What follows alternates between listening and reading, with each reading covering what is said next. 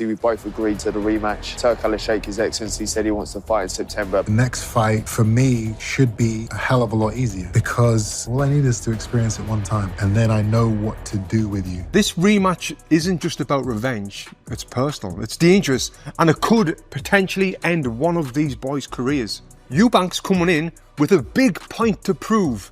Ben, well, he's got a lot to lose. His reputation, his momentum, and he's under the pressure not only of his family name, but he needs to prove that he belongs at this level. But there's one thing that not many people's talking about, and this could sway the fight completely. In this video, I'm going to break down the mental edge, the styles, the weight, the build-up, and at the end, I'm going to give you my full prediction on this, which may surprise a few people. And if you don't know who I am, my name's Tony Jeffries. I'm an Olympic medalist boxer, and I've actually got two close friends that's beat Chris Eubank Jr. as a professional. My Olympic teammate Billy Joe Saunders, and also my good friend from Liverpool who I've trained before, Liam Smith. And also, Eubank beat my other good friend, who was my Olympic teammate, James DeGill, which really showed me what level of fighter that Eubank is. Now, did you know that Chris Eubank made around $13 million for this fight?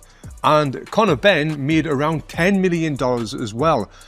This is life-changing money. These boys don't need to fight for money ever again. And this shows me just how much they want to beat the other guy. Because really, yes, they're going to be getting paid millions, even more than last time potentially, but really they don't need the money. They're putting a lot of their reputation on the line. Now Chris Eubank, he's beat him before. He doesn't have to take this fight, even though I guess there's a rematch clause in there, so he probably does. But then you've got Conor the other side, who is fighting someone who's bigger than him. He doesn't need to take this fight either, but they are. They're going to give us an unbelievable showdown. And before I get into the nitty-gritty of this fight, I want to see as well, like, this would sell out any stadium in the UK. I was going to see it in the world there, but probably not in America because that many people wouldn't fly over. It would sell out a lot. But the fight location still hasn't been announced yet, but I do know that it's going to be on September 20th. Now, as for the details of this fight, what weight will it be at? Will there be a rehydration clause? This information hasn't been put out yet, and when it is, I'll be doing a video all about that, so make sure you subscribe. But I want to just say, I believe that the fight will again be at 160 pounds. I don't think that Conor Benn or Eddie Hearn, his promoter, wants to put him in at a higher weight. He couldn't even beat Eubank at 160, so why would he give Eubank the advantage of that extra weight, extra 8 pound in weight? I can't see him doing that. I believe that the rules will be the same as they were before, and even the rehydration clause as well. I can imagine that they will put that back in there as well. Even though that Eubank missed the weight and he had to pay like $375,000 for coming in. What was it, like half a pound over? But I guess when you're making that 13 million, that's not that much.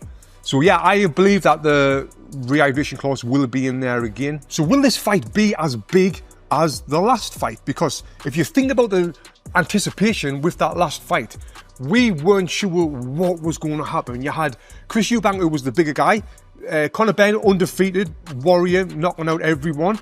Then you had Eubank's dad, Senior, was talking about how this fight's not going ahead. It's a disgrace, which had us, the public, thinking, is this not going to go ahead? Is it going to get cancelled? Does he know something that we don't? And then, to our surprise, he came out and showed up with Eubank in the car before the fight and surprised the world. And then we had the egg situation where Eubank Jr. splattered an egg in Conor Benn's face. And this also built a fight loads. He also got to find 100 grand for that as well. But again, he's making that 13 million quid. And the reason why he's made so much money is because this fight was so big. And the reason why this fight was so big was because of them things I was talking about. Now, will this next fight be as big as that one? Well, here's what I think will happen, because the Eubanks are really, really smart at building the fight. I think that Eubank Senior will start poking at Nigel Benn. These two are the big nemesises. They used to hate each other.